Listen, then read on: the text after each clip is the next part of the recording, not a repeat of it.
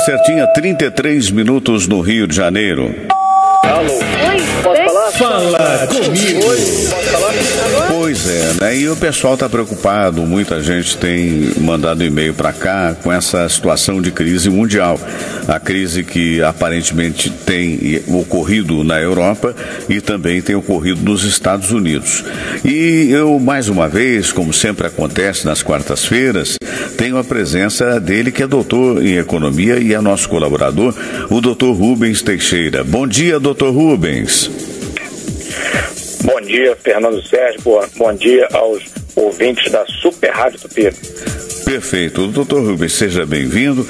Exatamente, o governo brasileiro tem passado uma informação, até através do Banco Central, dizendo que nós estamos muito bem, obrigado, com relação a essa crise internacional e que essa crise não nos afetará. Em face até dessas declarações, até ontem a Bolsa Brasileira, que havia descido, conseguiu subir, mas hoje caiu, ontem, aliás, até anteontem subiu, ontem já caiu de novo. Qual é a sua avaliação do momento? Realmente, com as reservas cambiais que o Brasil possui, nós podemos passar ao largo dessa crise que está acontecendo na Europa e nos Estados Unidos? Fernando, a situação do Brasil, se comparada à situação da origem do problema, da origem dessa crise, que é os países afetados da Europa e os Estados Unidos, o Brasil realmente está bem. O Brasil ele não faz parte da crise. Agora, a economia em si, ela é um sistema de vasos comunicantes. Então, não só o mercado produtivo, como o mercado de capitais. Por exemplo, o que se produz no Brasil é comprado por países da Europa e pelos Estados Unidos, muita coisa. E o que se produz lá, na Europa e nos Estados Unidos, também é comprado pelo Brasil, muitas coisas. O investidor americano e o europeu investem no Brasil. O brasileiro investe também na Europa e nos Estados Unidos. Ou seja, é um sistema de vasos comunicantes. Qualquer efeito nessas economias, que são grandes economias, os Estados Unidos é a maior economia do mundo, a Europa em conjunto, eles também fazem um bloco pujante, uma economia muito pujante. E é lógico que não tem como a gente ver uma situação dessa, um cenário desse e achar que nós somos plenamente imunes. O que se espera, e é isso que o governo espera e os analistas também esperam, é que pelo fato da economia brasileira ter uma solidez e o mercado brasileiro ser um mercado também muito grande, mercado consumidor, e a classe consumidora tem crescido nos últimos anos, ou seja, pessoas que não consumiam muito por estarem abaixo da linha da pobreza, têm migrado para classes superiores, e isso tem aumentado o mercado consumidor brasileiro. Isso favorece que os produtos produzidos dentro do Brasil tem como garantia de consumo boa parte o próprio mercado interno. Então, numa reacomodação da economia, é possível que a economia brasileira esteja, de alguma maneira, blindada desses problemas por conta do grande mercado consumidor interno.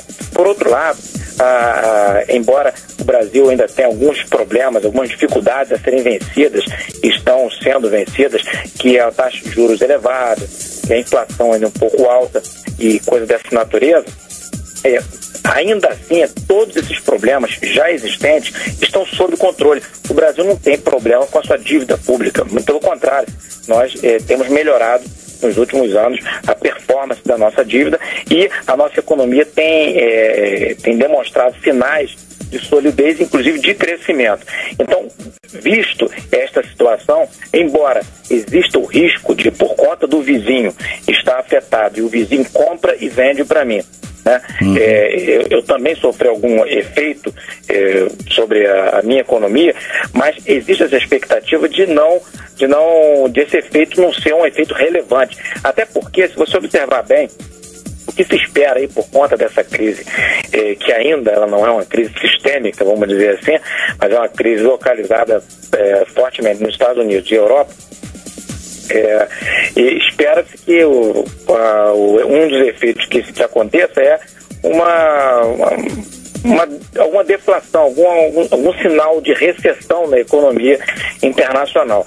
E se isso acontecer, o efeito colateral que isso vai nos trazer é um efeito de desinflação, ou seja, a nossa inflação irá reduzir, vamos dizer assim, a expectativa de inflação ela irá reduzir. Isso é como se alguém estivesse gripado e precisasse emagrecer e, em decorrência da gripe, ele emagrecesse, ou seja, o efeito daquela gripe fez bem para aquela pessoa que precisava emagrecer. Embora nós esperemos, né, sempre que não seja por conta de uma crise, que a inflação seja contida, mas um dos efeitos colaterais dessa crise pode ser uma pequena recessão ou alguma recessão internacional que vai pressionar para baixo os preços das commodities, o que poderá levar a uma inflação menor, o que é bom para a gente. Nosso grande problema recente agora na nossa economia é a inflação. Doutor Rubens, é pena que eu só tenho 1 minuto e meio a mais, mas eu gostaria que o senhor respondesse. Eu recebi, tão logo anunciei sua presença aqui, nada mais, nada menos do que 7 e-mails perguntando o que fazer com um pequeno investimento. Se no momento a pessoa que tem uma pequena poupança deve manter isso na poupança, que dá um rendimento baixo, no fundo fixo, ou deve investir em ações na bolsa das grandes companhias? Fernando, a aplicação em bolsa, ela normalmente demanda uma certa paciência, sangue frio e perspicácia, né? Um certo conhecimento de causa. Porque, por exemplo, numa hora dessa, quando há uma turbulência qualquer na economia, a ação desvaloriza, a pessoa às vezes fica apavorada. Vai lá e se desfaz, se apavora e tira o dinheiro. Isso. E no momento seguinte a ação sobe de novo. Quando a pessoa é um pequeno investidor, é o único recurso que ela tem, eu sugiro sempre que a pessoa seja prudente ao máximo com aquele recurso que ela tem. Então,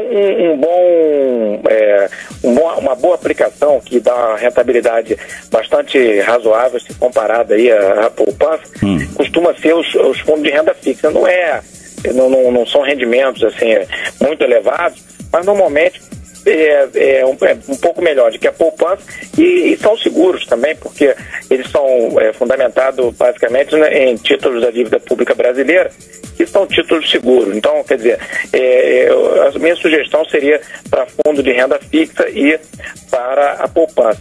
E evitar que a pessoa entre com o único recurso que tem num cenário em que ele não administre bem e possa se assustar ou até mesmo num caos maior da economia, perder dinheiro e ter frustrações enormes aí por conta do esforço que fez para juntar o dinheiro e perder em um curto espaço de tempo boa quantidade dele. Perfeito. Doutor Rubens Teixeira, mais uma vez, muito obrigado e até semana que vem, meu amigo. Fernando, até semana que vem, um grande abraço aí mais uma vez para você e para os ouvintes da Super Rádio Tupi. 41 minutos no Rio de Janeiro.